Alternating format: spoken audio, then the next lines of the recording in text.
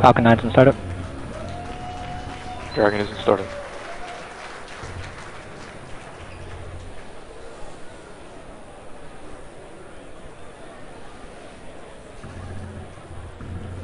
Go for launch.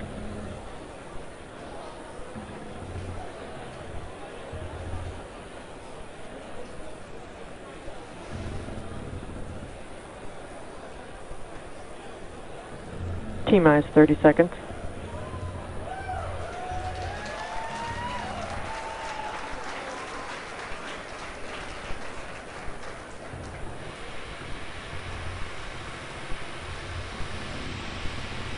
T-minus 15 seconds. 10, 9, 8, 7, 6, 5, 4, 3, 2, 1, 0. Ignition. Liftoff.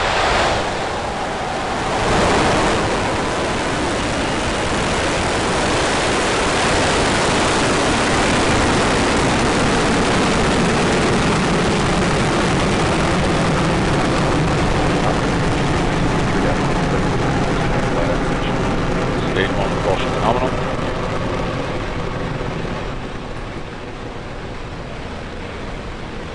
Vehicle is pitching downrange.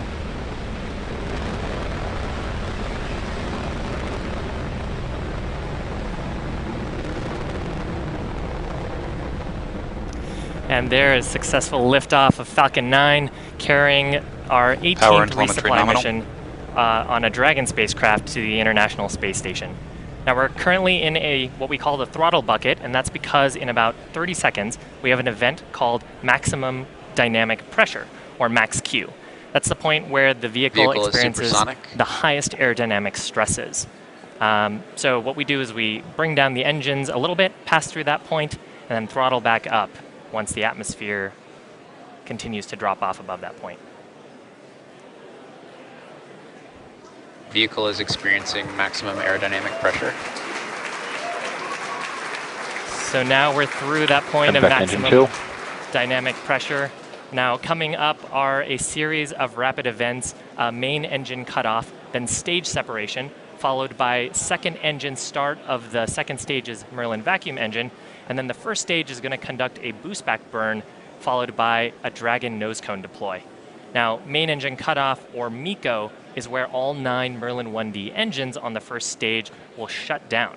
Followed shortly after that is stage separation, and then a few seconds later, the Merlin vacuum engine on the second stage will ignite to boost Dragon into low Earth orbit. In fact, during ascent, you heard the call out for engine chill-in of that Merlin vacuum engine. So again, coming up in about 10 seconds, MECO, stage separation, second engine start, and then stage 1 boost back burn.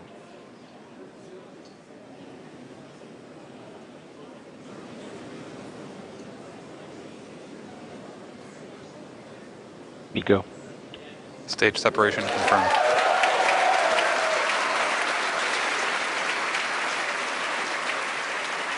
And back ignition. Stage 1 boost back startup. And you can hear the cheers behind me. You're looking at a successful start of the Merlin vacuum engine on your right screen and the boost back maneuver on your left-hand screen of the first stage. Shortly here, we should have nose cone deploy off of Dragon, and we may be able to see that on the right-hand screen.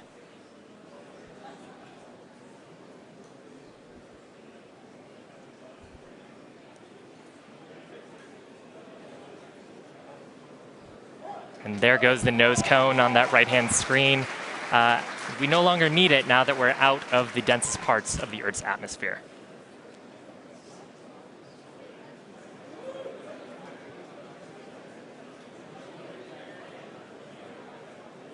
Stage 1 boost back shutdown.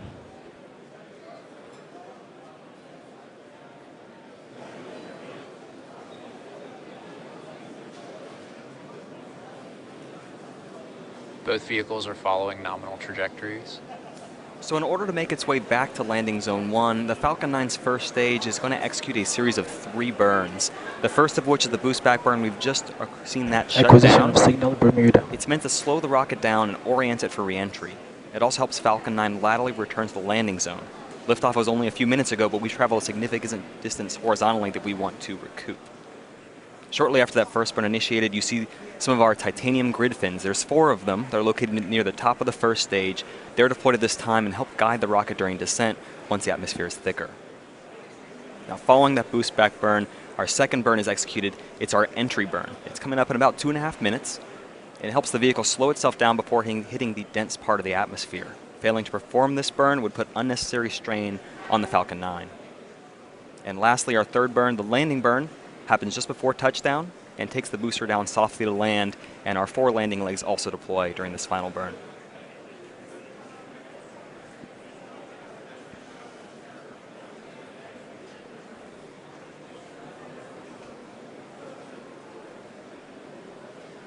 For those of you just joining, it's T plus 4 minutes, 55 seconds, and you can see our second stage on its way to drop off Dragon to its targeted orbit on the way to the International Space Station, and on the left-hand side here you see our Falcon 9 first stage on its way to Cape Canaveral, Florida, landing zone 1 for successful landing. Our first stage had an on-time launch at 6:01 p.m. Eastern Standard Time just a few minutes ago. Nominal trajectories. We had a nominal ascent and ideal stage separation. We've just performed the first of 3 burns of the first stage, the boost back burn, and we're a little more than a minute away from that second burn, the entry burn.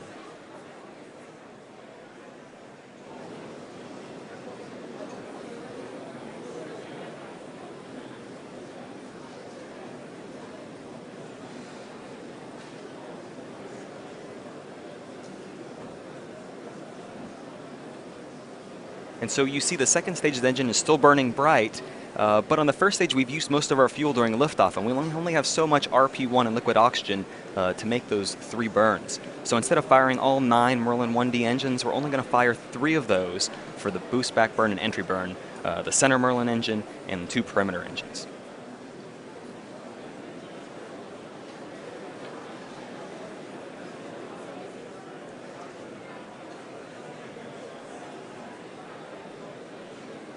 We're just about 20 seconds away from that entry burn beginning, and it'll last about 30 seconds all the way to T plus 7 minutes.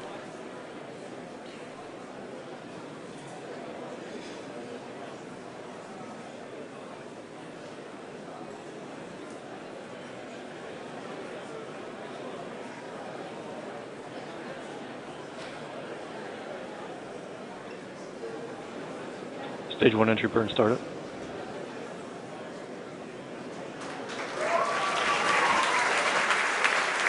We've heard the call out. You can see it visually. Our second entry burn has begun and will last for just a few more seconds.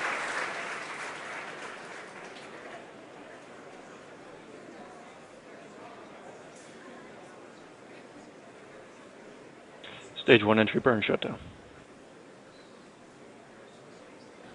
2 burns down, 1 to go. The landing burn is our last vehicles burn. Continue to follow nominal trajectories. It'll occur in about 30 seconds, and it lasts for about 30 seconds all the way until landing.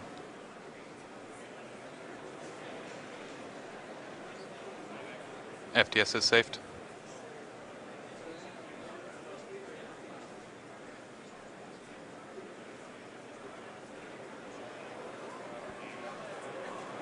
You can see Cape Canaveral coming into view. In terms of fuel conservation, we only fire 1 Merlin engine on this final burn, engine number 9, the center engine. Stage 1 entry transonic.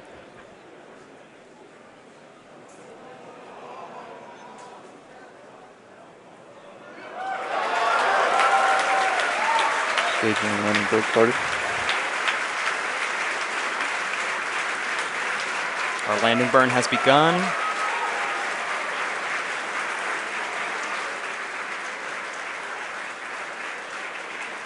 Stage 2 has entered terminal guidance.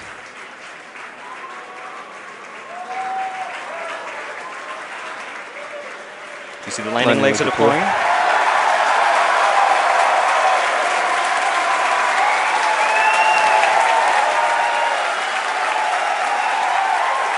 Falcon 9 has landed, landing authorization procedure loading at 100. And the Falcon has landed. Congratulations to everyone here at SpaceX for another successful landing. For those of you keeping score, this is our 44th successful first stage recovery. This is our secondary mission at SpaceX. It's our commitment to vehicle reusability.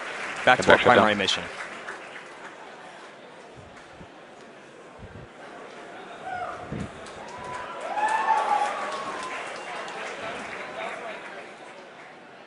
So back to our primary mission. Nominal orbital insertion. We just had secondary engine cut off, and you just heard the call out for a good orbit. That's fantastic. That means that Dragon and the second stage are in low Earth orbit around the Earth. Now, the second stage does have one last major task for today's mission, and that's commanding separation of the Dragon spacecraft very shortly from now. We should have video of Dragon separation from the top of the second stage. And that's what we're looking at the moment.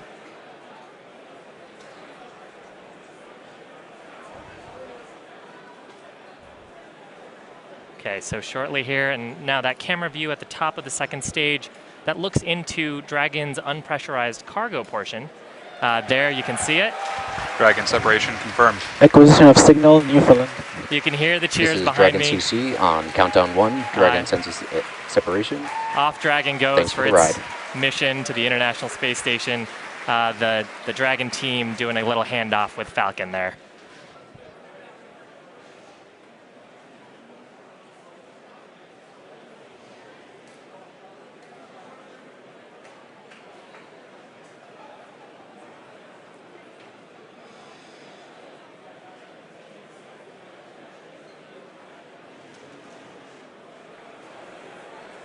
As mentioned previously, Dragon is carrying tons of cargo to the International Space Station on this mission today.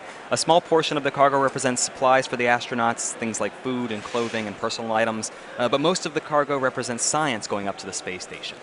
The ISS serves as the world's leading laboratory where cutting-edge research and technology development help enable human and robotic exploration of destinations beyond low Earth orbit, including the Moon and even Mars. In about a minute, we'll have our final milestone that we'll be covering in today's webcast. It's our solar panel deploy. There are 2 solar arrays located on either side of Dragon's trunk, and at about T plus 12 minutes, they'll begin to unfold almost accordion style over about a minute or 2, and they help power Dragon on its several-day trip to the International Space Station. This is Dragon CC on countdown 1. Dragon's propulsion system has successfully primed, and all thrusters report ready for firing. And over the next couple days on its trip, the next milestone that occurs is opening of the GNC door, the Guidance, Navigation, and Control door. There are various sensitive components that can't be exposed to the atmosphere during liftoff that help navigate and help the Dragon understand where it is on its trip to the space station. That'll occur a couple hours after liftoff. But we are about 15 seconds away from solar array deploy.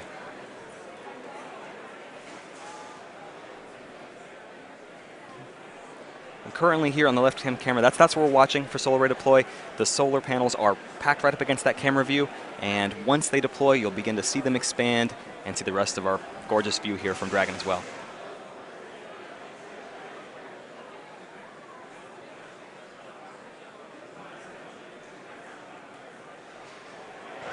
This is Dragon CC on countdown 1. Dragon is deploying its solar arrays. And we've heard the call out. You see the expansion there. We've successfully begun to deploy our solar panel arrays, which will occur over the next couple minutes.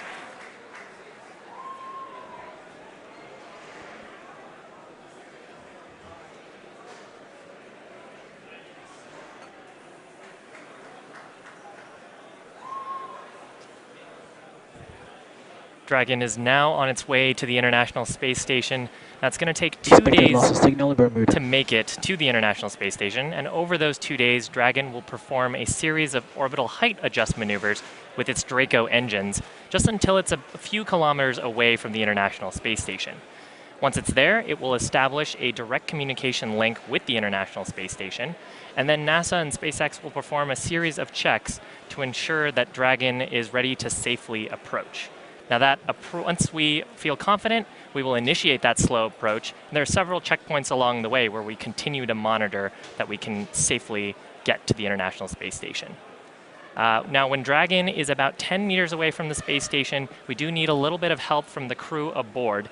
The astronauts will capture Dragon using the station's robotic Canada arm in a process that's called berthing.